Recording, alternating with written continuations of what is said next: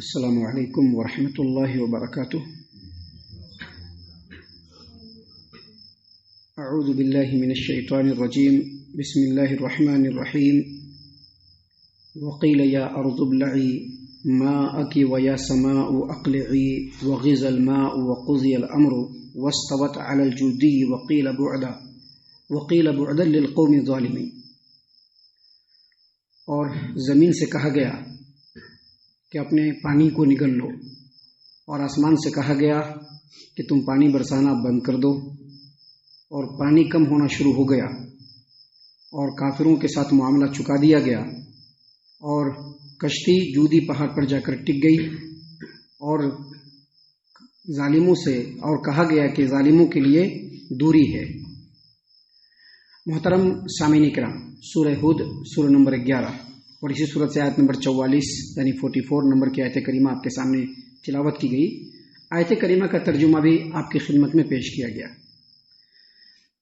سامعین کرام، سیدنا نوح علیہ السلام اور ان کی قوم کا تذکرہ آپ کی خدمت میں پیش کیا جا رہا ہے، اور اس سے پہلے جو دروس آپ کی خدمت میں پیش کیے گئے اس میں یہ بتلایا گیا کہ اللہ کے رسول نوح علیہ السلام نے جب لگاتار اپنی قوم کو سمجھایا، ان کو ان کی سرکشی سے باز رکھنے کی کوشش کی، شرک سے دور کرنے کی کوشش کیا، توحید کی طرف لانے کی کوشش کی، تو قوم کے لوگوں نے برابر جھٹلایا، لگاتار جھٹلایا اور جھٹلاتے رہ گئے، یہاں تک کہ 950 برس کا لمبا عرصہ گزر گیا، لیکن پورے قوم میں سے صرف 80 لوگ، مرد و عورت ملا کر کے 80 لوگ ایمان لائے۔ جب ان لوگوں کی سرکشی حد سے بڑھ گئی، اللہ کے نبی نوح علیہ السلام نے اللہ تبارک و تعالیٰ سے دعا فرمایا، اور اللہ تبارک و تعالیٰ نے عذاب کی شکل میں طوفان کو بھیجا۔ اس سے پہلے کشتی بن گئی، کشتی پر سارے لوگ سوار ہو گئے، اور جب طوفان اپنے پورے شباب پر آیا تو جیسا کہ کل بتلایا گیا کہ کشتی اللہ تبارک و تعالیٰ کے حکم سے پہاڑ سے بھی ایک روایت کے مطابق 15 ہاتھ اوپر اور ایک روایت کے مطابق 80 میل اوپر، پہاڑ کی چوٹیوں سے بھی 80 میل اوپر اسی اس پر جو ہے کشتی چل رہی ہے اللہ تبارک و تعالیٰ کے حکم سے۔ محترم سامعین اکرام، اس درمیان میں جو باتیں ہوئی وہ کل آپ کو بتلایا گیا، اور یہ جو طوفان نوح ہے تقریباً 6 مہینوں تک، جیسا کہ مفسرین مورخین نے اپنی اپنی کتابوں میں لکھا ہے کہ 6 مہینوں تک یہ طوفان سرزمین پر رہا، اس روئے زمین پر رہا 6 مہینے تک، اور ان 6 مہینوں کے لمبے عرصے میں جتنے بھی کفار و مشرکین تھے، کشتی میں سوار ہونے والوں کے علاوہ جتنی بھی چیزیں تھیں، سب کے سب اس پانی کے اندر ڈوب کر کے خاکستر ہو گئی۔ سامعین کرام، جو طوفان نوح ہے یہ اللہ تبارک و تعالیٰ کی طرف سے ایک نشانی اور عبرت، اتنے سارے جو واقعات ہیں جو قرآن کریم میں بیان ہوئے ہیں، اس میں لوگوں کے لیے عبرت ہے۔ دیکھیے، اللہ تبارک و تعالیٰ نے قرآن کریم سورۃ الحاقہ آیت نمبر 11 اور 12 میں فرمایا، اِنَّا لَمَّا طَغَى الْمَاءُ حَمَلْنَاكُمْ فِي الْجَارِيَةِ۔ جب پانی کے اندر سرکشی اور طغیانی آئی تو ہم نے تم لوگوں کو کہاں سوار کر لیا؟ کشتی پر سوار کر لیا۔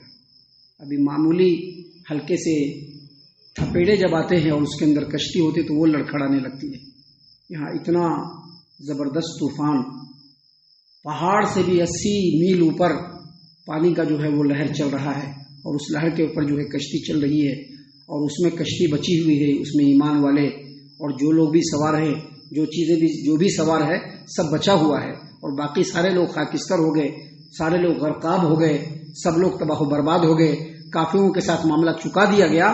یہ اپنے آپ میں اللہ تبارک و تعالیٰ کی ایک بہت بڑی نشانی ہے۔ اللہ تبارک و تعالیٰ نے فرمایا کہ اِنَّا لَمَّا طَغَى الْمَاءُ حَمَلْنَاكُمْ فِي الْجَارِيَةِ، جب پانی کے اندر طغیانی آئی تو اللہ تبارک و تعالیٰ فرماتے ہیں کہ تم لوگوں کو ہم نے کشتی پہ سوار کر لیا، لِنَجْعَلَهَا لَكُمْ تَذْكِرَةً وَتَعِيَهَا أُذُنٌ وَاعِيَةٌ۔ ہم نے تم لوگوں کو کشتی پر کیوں سوار کیا؟ یہ طوفان کیوں آیا؟ تاکہ تم لوگوں کے لیے یہ نشانی عبرت بن جائے، اور سننے والے کان یاد رکھے کہ طوفان نوح آیا تھا۔ یہ طوفان نوح ہم لوگوں کی نظر میں اس کی کوئی وقت نہ ہو، لیکن آپ جب ہسٹری کا مطالعہ کریں گے، تاریخ کا مطالعہ کریں گے، تو جتنے بھی مورخین نے اس زمانے کی تاریخ کو لکھا ہے سبوں نے طوفان نوح کا تذکرہ کیا ہے، کیونکہ اللہ تبارک و تعالیٰ نے اس کو عبرت کے طور پر بنایا تھا۔ 6 مہینے کنٹینیو طوفان اس روئے زمین پر رہا، اور اس کے بعد 6 مہینے کے بعد اللہ تبارک و تعالیٰ نے کہا کہ اب طوفان تھم جانا چاہیے. تو اللہ تبارک و تعالیٰ نے یہاں پر فرمایا وقیل یا ارض ابلعی ماءکی ویا سماء اقلعی، اے زمین تو اپنی پانی کو اب نگل لے. کیونکہ پانی کا آغاز کیسے ہوا تھا؟ زمین سے چشمہ پھوٹا تھا. سب سے پہلے کیا ہوا؟ تنور، چشمہ پھوٹا، پانی ابلنے لگا. ایک جگہ سے پانی نکلنا شروع ہوا، اس کے بعد ہر جگہ سے پانی نکلنے لگا تھا، اور اوپر سے آسمان سے لگاتار موسلادھار بارش ہونے لگی تھی. اس کے بعد اللہ تبارک و تعالیٰ نے کہا کہ اب آپ لوگ جو ہے کشتی پر سوار ہو جائیے، اور سارے لوگ کشتی پر سوار ہو گئے. اللہ تبارک و تعالیٰ نے پہلے زمین کو حکم دیا کہ تم اپنے پانی کو جذب کر لو، خشک کر لو. پانی نے اپنے جذب کرنا شروع کر دیا. وَيَا سَمَاءُ أَقْلِعِي، اور اللہ تبارک و تعالیٰ نے آسمان کو حکم دیا کہ اب تو پانی کو روک لو. اس سے کیا پتہ چلتا ہے؟ دنیا میں ایک پتا بھی ہلتا ہے اللہ تبارک و تعالیٰ کے حکم سے ہلتا ہے. ابھی ہم یا آپ کچھ بھی کر لیتے ہیں، ہم سمجھتے ہیں کہ ہم نے اپنی اسکل اور صلاحیت سے کر لیا ہے. ایسا نہیں ہے. یہ اللہ کی مرضی اور مشیت ہوتی ہے، اللہ کی توفیق ہوتی ہے، تبھی ہوتا ہے. اللہ تبارک و تعالیٰ نے زمین کو حکم دیا، پانی فوراً جذب ہو گیا. آسمان کو حکم دیا، پانی رک گیا. اللہ نے آگے فرمایا وغیظ الماء، پانی کم ہونا شروع ہو گیا. پانی کیا ہونا شروع ہو گیا؟ کم ہونا شروع ہو گیا. وقضی الامر، اور جتنے بھی اس روئے زمین پر اللہ تبارک و تعالیٰ کے حکم سے سرکشی اور بغاوت کرنے والے کافر مشرک تھے، باغی تھے، وہ سب کے سب ان تمام کا معاملہ چکا دیا گیا. ایک بھی فرد باقی نہیں رہا کشتی میں سوار ہونے والوں کے علاوہ، ایک بھی فرد باقی نہیں رہا. وقضی الامر، معاملہ چکا دیا گیا. اور آگے اللہ تبارک و تعالیٰ نے کہا واستوت علی الجودی، اور جو کشتی ہے وہ جودی پہاڑ پر جا کر کے ٹک گئی. جودی پہاڑ پر، واستوت علی الجودی، جودی پہاڑ ہے. حافظ ابو جعفر ابن جریر طبری رحمہ اللہ نے تفسیر الطبری کے اندر فرمایا ہے کہ جودی پہاڑ جو ہے وہ الجزائر میں پہاڑوں میں سے ایک پہاڑ ہے.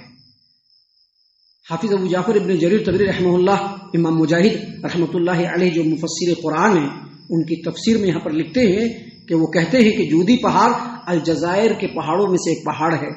جب اللہ تبارک و تعالیٰ نے طوفان نوح کو اس روئے زمین پر بھیجا، اور جب طوفان کے اندر مزید طغیانی آتی چلی گئی، طوفان جو ہے وہ بڑھتا چلا گیا، پہاڑوں کی چوٹیوں کو چھوتے ہوئے اوپر جانا شروع کر دیا، تو امام مجاہد رحمۃ اللہ علیہ کہتے ہیں کہ جو دوسرے پہاڑ تھے وہ سب اپنے آپ کو لمبا کرنا شروع کر دیے.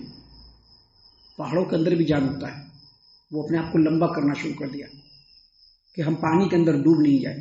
لیکن جودی پہاڑ اللہ تبارک و تعالیٰ کے سامنے عاجزی اور انکساری کرتے ہوئے جھک گئے. یہ جو پہاڑ جو ہے وہ جھک گیا اللہ کے سامنے، عاجزی اور انکساری کرتے ہوئے.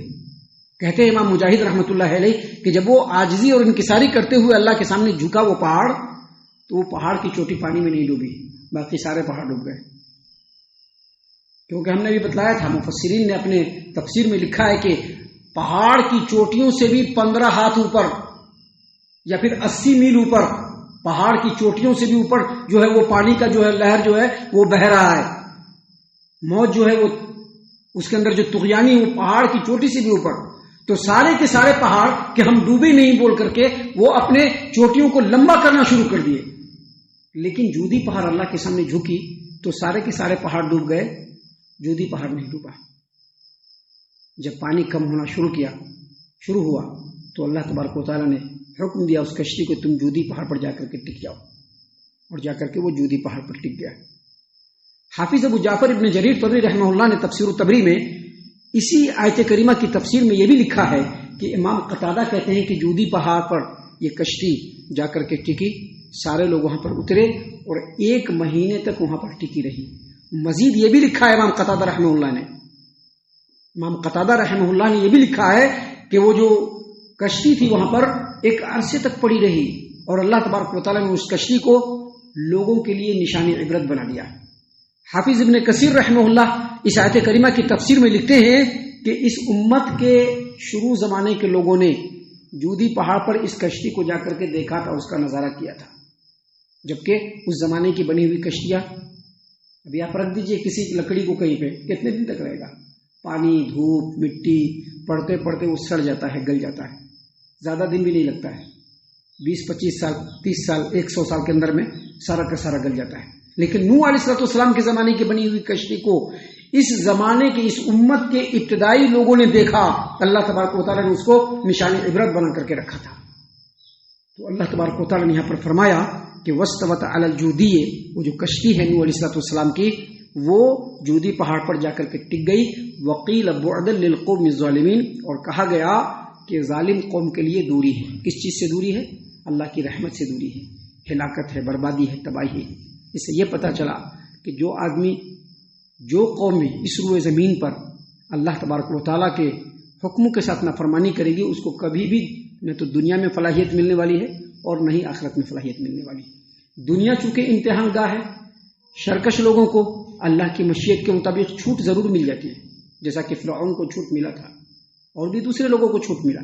چھوٹ ضرور مل جاتی ہے دنیا میں، لیکن ان کو فلاحیت اور کامیابی نہ تو دنیا میں ملنے والی ہے اور نہ ہی آخرت میں ملنے والی ہے. اسی چیز کو اللہ تبارک و تعالیٰ نے یہاں پر فرمایا وَقِيلَ بُعْدًا لِلْقَوْمِ الظَّالِمِينَ، ظالم قوم کے لیے دوری ہے، اللہ کی رحمت سے دوری ہے، ہلاکت ہے، بربادی ہے، تباہی ہے. ہم اللہ سے دعا کرتے ہیں کہ اللہ تعالیٰ ہم تمام کو اپنے رحمت دامن رحمت میں پناہ دے دے. ابھی اس تعلق سے اور بھی باتیں ہیں جو انشاءاللہ کل اور کل کے بعد کے درسوں میں ہم آپ کے سامنے پیش کرنے والے ہیں. ہم اللہ سے دعا کرتے ہیں کہ اللہ تعالیٰ ہم تمام کو ان تمام باتوں کے اوپر خوب غور و فکر اور تدبر کرنے کے ساتھ ساتھ ان باتوں کے اوپر عمل کرنے کی بھی توفیق عنایت فرمائے. آمین. اللہ تعالیٰ ہم تمام کو صحیح معنوں میں پکا سچا مومن مسلمان بنائے. اللہ اور اس کے رسول صلی اللہ علیہ وسلم کی اطاعت و فرما برداری کرنے والا بنائے. صحابہ کرام رضی اللہ عنہم کے طریقے پر چلنے والا بنائے. جنت الفردوس میں جگہ عطا فرمائے. اے اللہ ہم تمام کو جہنم سے پناہ دے. اے رب العالمین ہم تمام کو جہنم سے پناہ دے. اے مالک الملک ہم تمام کو جہنم سے پناہ دے. آمین یا رب العالمین. وما علینا الا البلاغ المبین. تبارك الذي نزل الفرقان على عبده ليكون للعالمين نذيرا.